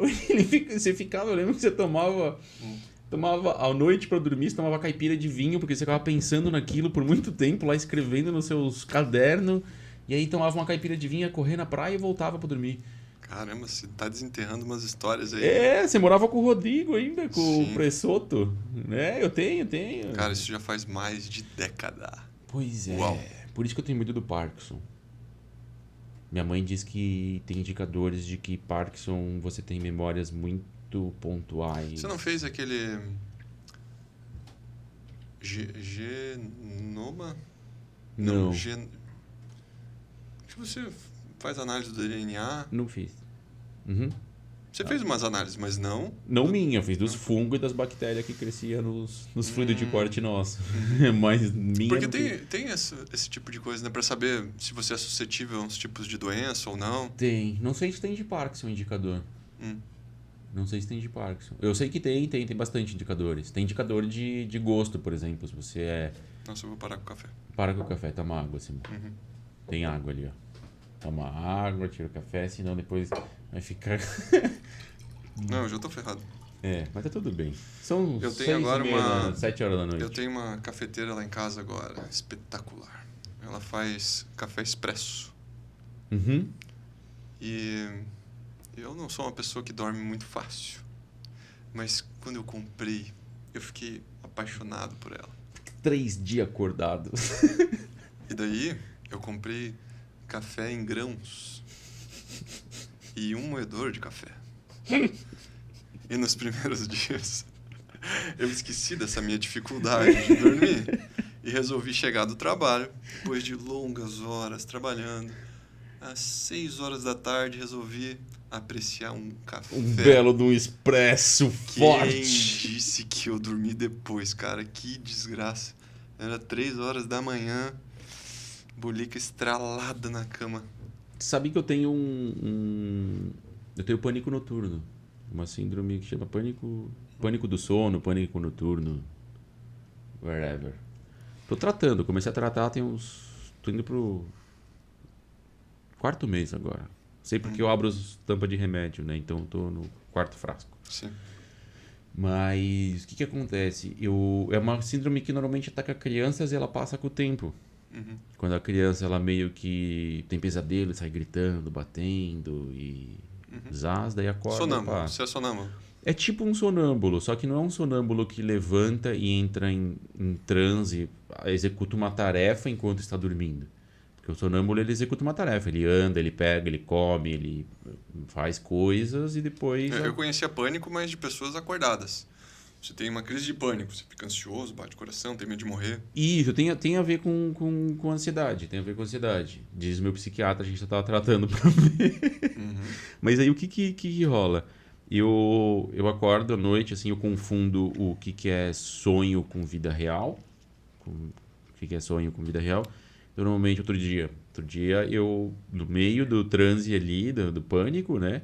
Eu vi que eu tava brigando com um cara que tava tentando roubar minhas cuecas no quarto. Teve uma Bem delas. real.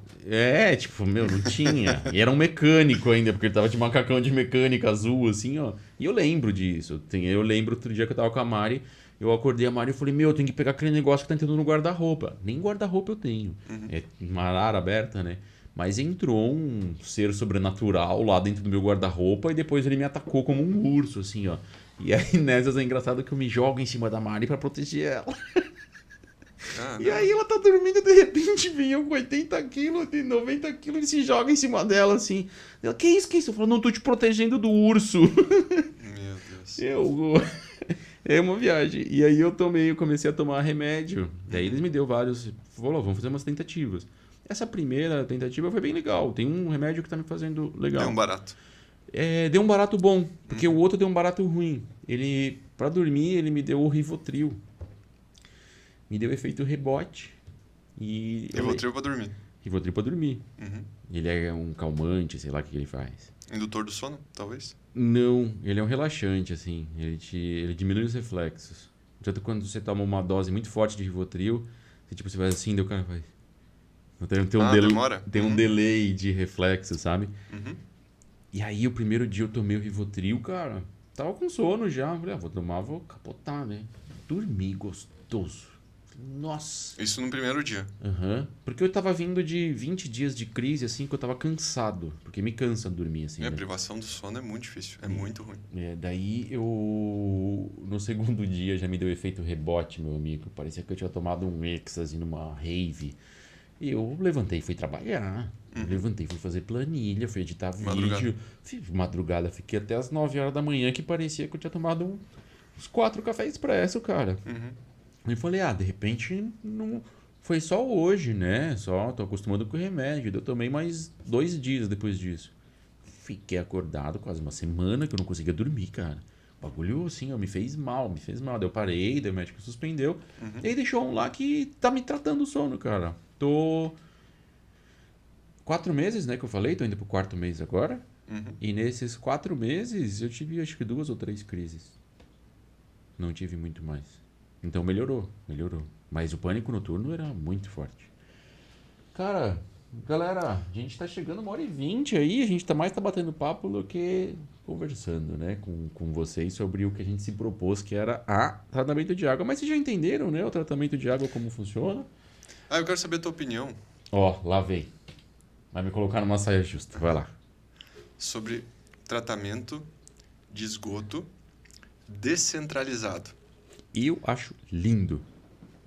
Imagina, atualmente a gente tem uma proposta aqui no Brasil de coletar o esgoto nas residências, nas unidades consumidoras em geral, recalcar, transferir esse esgoto até uma unidade de tratamento, tratar tudo lá e depois devolver o efluente tratado para o corpo receptor.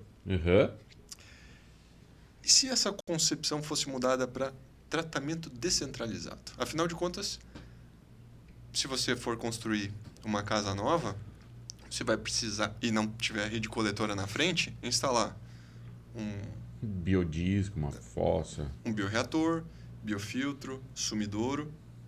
Se não percolar direito o efluente tratado, vai ter que usar biofiltro, bioreator, biofiltro, reoxigenador, depois um clorador. Aí manda para o corpo receptor. E daí, quando precisar coletar o lodo do bioreator e do biofiltro, a concessionária, a empresa responsável pelo saneamento do município, coleta o lodo e destina para a unidade de tratamento. Trata Você só o lodo. evita ter que rasgar o asfalto, rasgar as vias, implantar uma rede coletora. Sim. Toda a operação disso aí é extremamente complexo. Então, eu vou te dar uma visão até de um negócio de urbanismo, de uma evolução de urbanismo, né? Você pega a Europa ali, tem aquela foto bonita de, se eu não me engano, é Madrid ou Barcelona, que você vê certinho os quarteirões assim, quadrados, da mesma altura, com espaço no meio.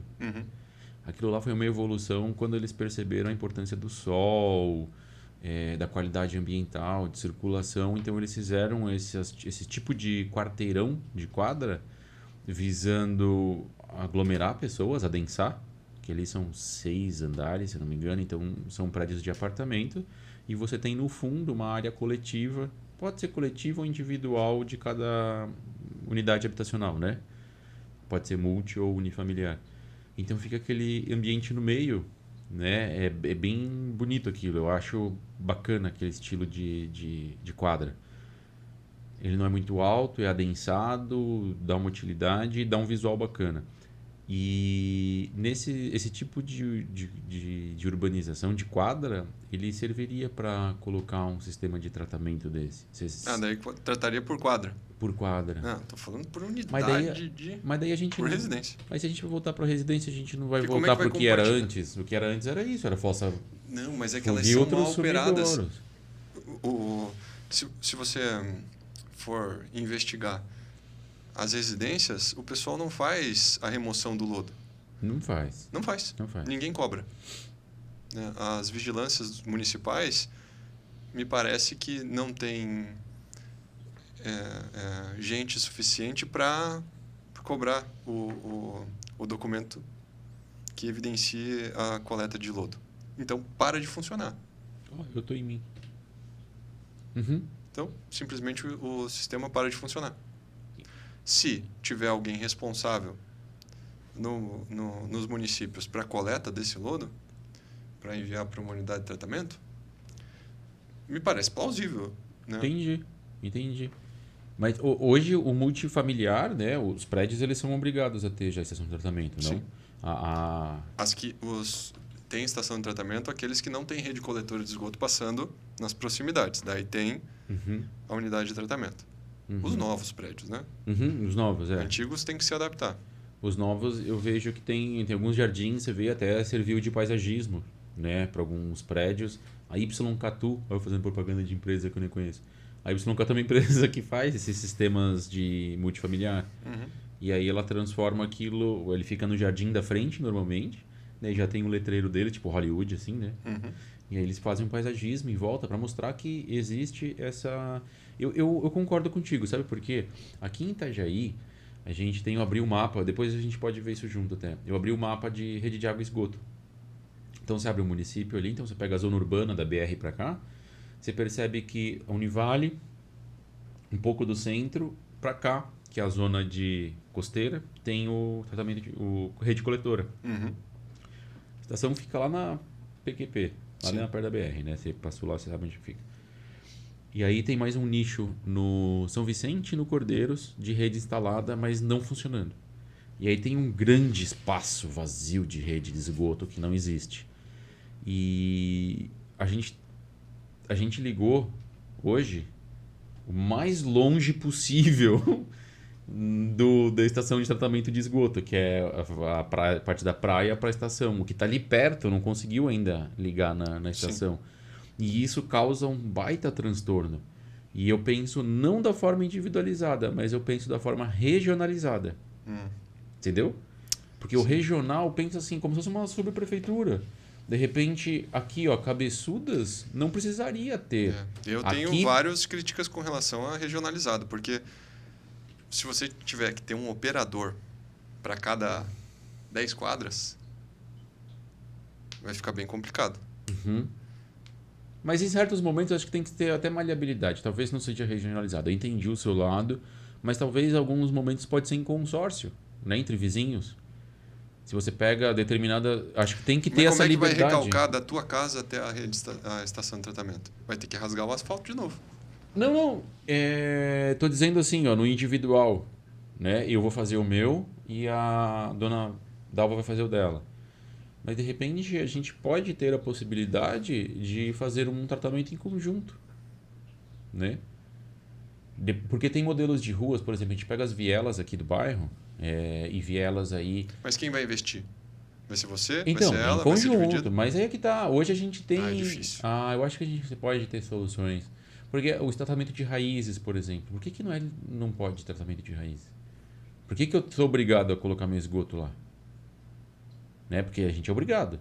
Você não tem outra escolha. Se você não ligar, eles vão vir e vão ligar. Né? Lá é assim, aqui é assim. Se você não ligar, você é multado. É multado. Só que depende de fiscalização, que é ineficiente atualmente. Então, a vigilância não tem. Não é a vigilância aqui quem fiscaliza. Daí Pode ser terceirizado também. Mas depende da concessão, depende de como é que é feito o contrato. E isso é uma viagem que acontece em Itajaí, porque tem a autarquia, né? Tem a criação da Semasa. A Semasa é responsável por água e esgoto. E a Semasa ela vem com a obrigação de garantir a qualidade ambiental. A fiscalização dessa parte de esgoto, né? E tem o INES, que é o Instituto de Meio Ambiente, que faz poluição, né? Ele combate a poluição e fiscaliza a poluição. E aí quando você tem um vizinho, por exemplo, que está jogando esgoto direto, você liga em um, ele fala, não é comigo, é com o outro. Daí você liga no outro, o cara fala, não é comigo, é com o outro. A Semasa só fiscaliza quem tá ligado na rede, quem não tá lá não fiscaliza. Pô, mas e daí? Mas daí o Inis não fiscaliza quem tá jogando no rio, porque ele não pode fiscalizar o sistema sanitário daquela casa, ele diz. Então ele não pode. Daí fica nesse. Eu fiquei por anos. Eu moro aqui nessa região aqui desde 2013, mais ou menos. Eu falei 10 anos, caramba. E desde então eu denuncio. Meu protocolo mais antigo é 2014, que eu mapeei todas as pontas de esgoto que tem nesse riozinho, subi tudo tirando foto, mandei lá. E ninguém nunca fez nada, né? Foi resolvido com o tempo porque veio o PAC 1, PAC 2 e tal. E ninguém nunca fez nada. Porque ninguém nunca conseguiu. Um dia, o João, ex-presidente da associação aqui do bairro, ele trouxe a fiscal do Inis aqui, do meio ambiente. A gente ficou horas conversando assim, ó. E de repente o sistema pluvial, num belo dia de sol, o sistema pluvial começa a descarregar. Embaixo da gente, né? Embaixo da ponte, assim, ó. Eu falei, vocês estão ouvindo? Isso aí é a rede pluvial. Tá vendo como tá chovendo? Não tinha uma nuvem no céu. Há dias, sabe? E aí, ó. Isso aí é a área de lazer de casa que tem aí. E sabe, não é muito, tem 4 casas na rua, caralho. Como é que você não consegue fiscalizar? Não, mas eu não posso fiscalizar. Tá, então tá. Então eu vou continuar. Que o rio passa aqui, eu continuo cheirando merda. Eu sei quando o vizinho tá fazendo festa. Tem vizinho aqui que eu sei. Porque daí começa a cheirar xixi e cocô aqui. É porque tá recebendo visita em casa, cara. Triste, né? Uhum. Mas o Brasil tá muito despreparado em política pública, né? Eu acho que a política pública no Brasil é muito mal vista, assim, muito mal planejada. Porque você escreve lá no papel como se ela fosse lindo, só que você esquece que tem que executar aquilo, né? Sim. A execução é uma bosta, né? Não é que é uma bosta, talvez, sei lá, é um problema enraizado, né? Não é só o saneamento, a educação é a mesma coisa, a saúde. É falta de gerência, né? Mas eu entendo, eu concordo contigo nessa ideia. Eu prefiro muito mais, não sei se o regionalizado, como eu falei, não sei se o individual. Eu acho que ou é individual ou é coletivo. Tem regional, até tem. Quando você implanta um condomínio, você vai lá, implanta uma rede coletora e trata daquele novo condomínio. Tudo bem, possível. Só que ele tem que ser implantado desde a concepção desse novo loteamento. Senão... Depois não dá. E é uma crítica... Senão você tem que ter um amigo do seu lado que vai construir no mesmo momento para conseguir o alvará sanitário com um sistema coletivo de tratamento. Não tá. Se você for fazer a construção... Na prática vai ser horrível. Não tem como. Entendi. Ou é coletivo ou é individual. Entendi. Eu sou a favor do individual, mas é isso, a gente vai cair nessa armadilha da eficiência do controle. Sim. E eu acho que Só que eu acho que as agências reguladoras não permitem esse tratamento individual. Não tenho conhecimento de causa, mas eu tenho a impressão que os tratamentos individuais eles não são reconhecidos como tratamento porque a agência reguladora não considera aquilo como se não tivesse coleta, não tivesse tratamento de esgoto. Você pode implantar na sua casa um sistema de raízes, você pode implantar um puta sistema complexo, né? Um biodisco, não sei o que, não sei o que. E sai uma água limpíssima no final, eles não vão considerar homologar que você não tem tratamento de esgoto. Tratamento de esgoto. E aqui, como a gente tem algumas zonas que tiveram problema, né, na instalação, a gente pode comer, fica à vontade. Não, já acabou. Então acabou, Simão. Daqui a gente pode fazer, daqui 50 minutos fica pronto. E aí, o que rola? Tem algumas ruas que os terrenos são negativos, daí você não tem como fazer a ligação de esgoto. E aí, o que eles vão fazer? Eles não querem, hoje aqui... Então, aí só tem tratamento individual. Só tem tratamento, não tem como fazer. Senão alguém do terreno tem uma rua descendo, né? Que você falou ali, né? Negativo, como é que você usou o termo? Negativo, né? O terreno fica abaixo da rua. A cota abaixo, tá. Ou algum dos munícipes cede uma parte do terreno para colocar uma estação elevatória, que não vai acontecer. Ou cada um tem o seu tratamento individual. Ou você vai ter que abrir o terreno do meio do vizinho de trás para poder passar o seu cano de esgoto. Daí se estoura seu cano de esgoto no vizinho. Não vai acontecer, não vai. Daí tem esses problemas, assim, tem essas pequenas nuances, assim, de detalhes que tem que ser visto. E eu tenho me preocupado bastante com o tratamento de esgoto, assim, com questão de esgoto e água. Água em questão de estoque, né? A gente tem aqui na cidade um problema com sal, né? Cunha salina. E começou a me acender essa Tá dando luz choque aqui, de vez em quando? de épocas. Aqui não muito, cara. Eu acho que por a gente ser final de rede também, é difícil, assim. Esse ano não aconteceu, mas ele tem as comportas, né, que descem. Uhum. Não sei se você lembra disso. Sim, eu lembro. Né? Tem a. Fica lá embaixo, né? O rio passa por cima e a pluma salina não ultrapassa aquela... Não, fecha tudo, não passa nada. Fecha tudo. Eles fecham, fecha, não passa. Não tem troca Então, nenhuma. a água passa por cima da comporta, né? Isso, pra sair, mas não volta, né? Isso aí, foi isso que você falou, né? Desculpa. Acontece. E daí reduziu bastante o problema. Naquela época da faculdade, trocava uma resistência por semana, né? Era salgada a água mesmo. Agora já tem chuveiro com resistência blindada. Tem. Mas, pô, Daí- mesmo assim. E só devaneando que a gente pode beber água da torneira? Sim, Pode? eu creio que sim. Você bebe água da torneira? Eu bebo água da torneira, cara. Aham. É que você que trata, né? Você sabe. Você Não, eu fala não bem. trato nada. Eu Ah, dou é verdade. assessoria só pro pessoal que É trata. verdade. Só assessoria. Pessoal que tá com alguma dificuldade e tal, vou lá, passo treinamento, busco uma solução. Mas tratar mesmo a água, eu posso até operar eventualmente uma estação, mas eu não sou operador. E Eu dou assistência para operadores. o que acontece quando o pessoal aqui, aqui nunca aconteceu comigo, marmota, de abrir a torneira e vir Coca-Cola na torneira. Vem tipo uma água zoada, assim, ó. Ó, E às vezes. às vezes vem por dias, assim, ó. Assim, tem tem a estação de tratamento de água, que fica bem distante, e toda a rede de distribuição. A rede de distribuição, ela recebe água potável. A água potável, ela não é isenta de partículas. Então, tem uma quantidade que o Ministério da Saúde permite que tenha nessa... Assim como alimento, pelos de rato, por exemplo, pode ter pelo de rato, até uma determinada quantia.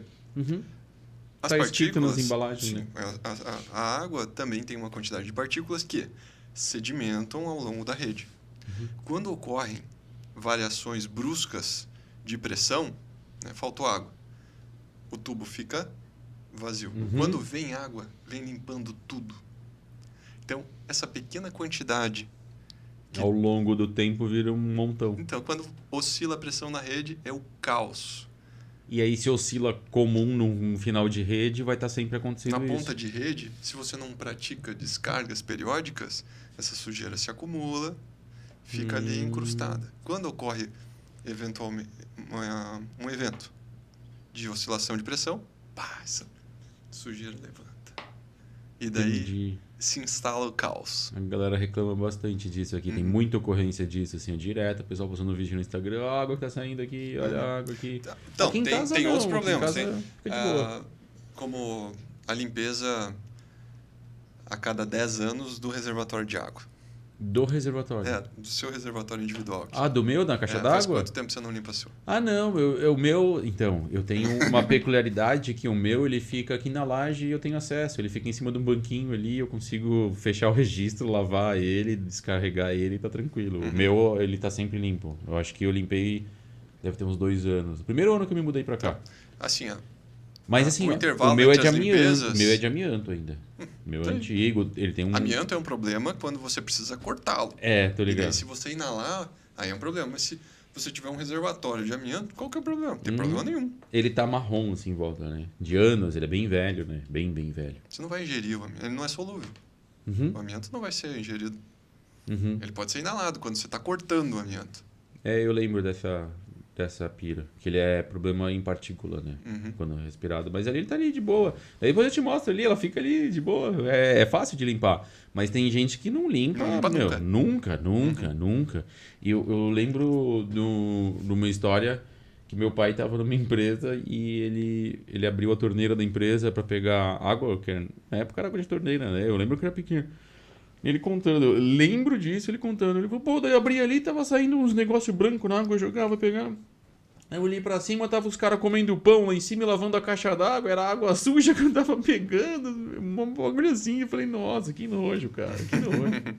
E aí depois também que eu fiz o mestrado ali travou essa. O mestrado em microbiologia ali, né, em ciência e tecnologia, que eu fui pro laboratório de microbiologia. Aí eu fiquei mais antenado nessas coisas de biofilme, quando a gente fez a nossa pesquisa lá de biofilme, cólera e não sei o que. Eu falei, você é louco, cara. Isso aí é muito maluco pro meu gosto. Mas da hora, mano, da hora. Da hora ter você aqui no nosso pequeno podcast. Da hora saber que você está de férias, ter explicado aí um pouco do tratamento de água pra galera. Tá lá em Chapecó, né? Exatamente. Quantos habitantes tem ali? 250. Acabou de acontecer o censo. Aqui também rolou, né? 294 aqui bateu. Eu achei que era né? mais. Cresceu, não, mas cresceu. Quando a gente mudou pra cá, naquela época da faculdade, acho que tinha uns 140, cara. Tinha quase metade disso que nem hoje. Uau. Eu acho que sim. Tenho quase certeza disso. Que eu lembro que foi uma das características que fez eu mudar pra cá, né? Eu não queria mais o centro de São Paulo. Não, tá louco, tá louco. Cara, vai da hora. E aí, pessoal, estão gostando? Hoje a gente não tem a Mariana Salles para perguntar se as câmeras deram problema. Sim, as câmeras deram problema. A gente tentou corrigir aqui na medida do possível, mas vocês já estão acostumados com a gente está aos poucos evoluindo.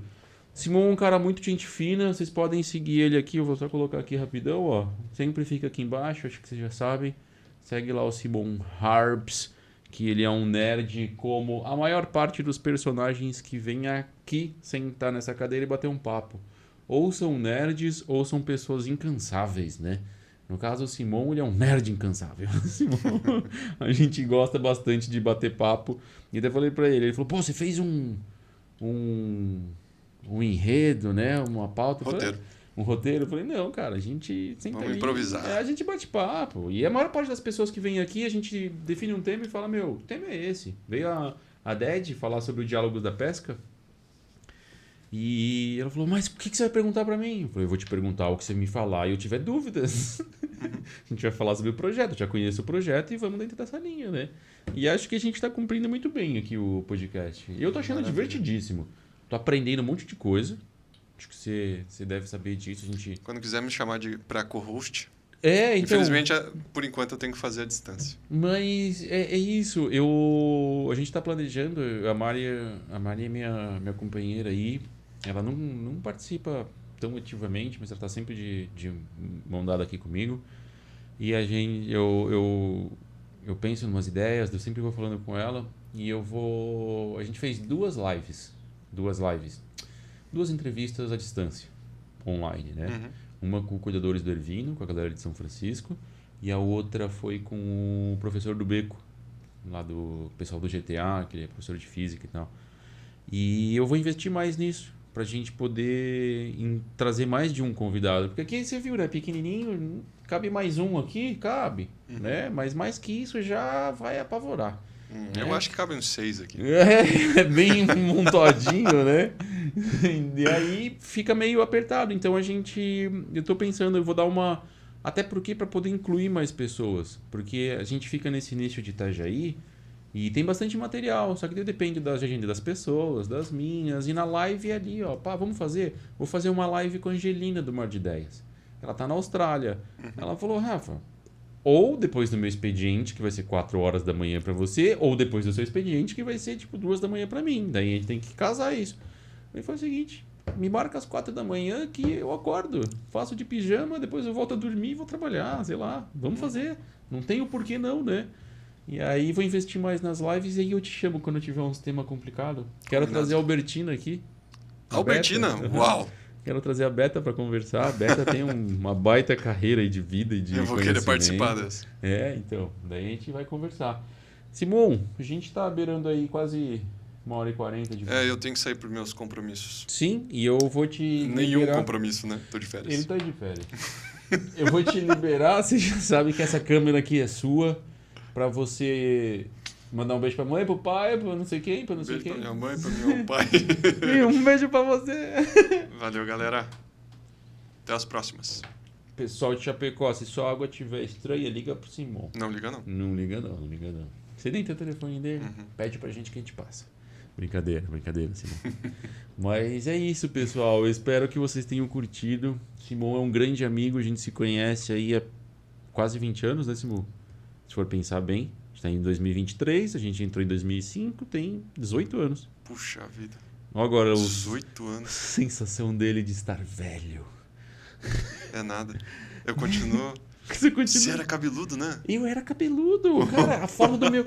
Eu fui pegar a foto do meu CREA esses dias. Eu entrei no site lá, entrei no CREA pra ver meu registro. Olhei minha foto assim, ó.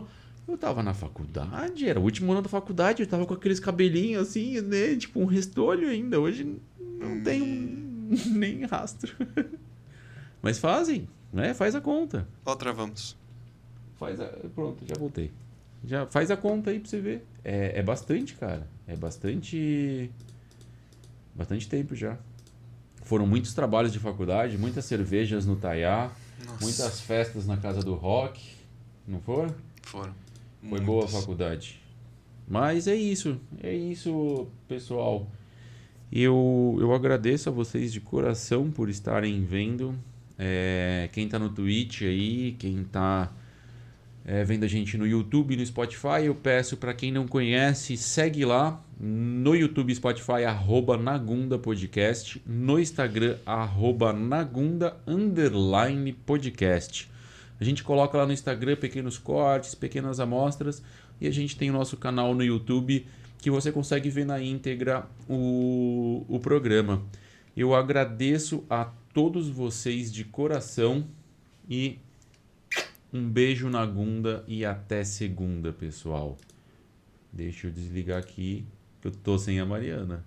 Um beijo, pessoal.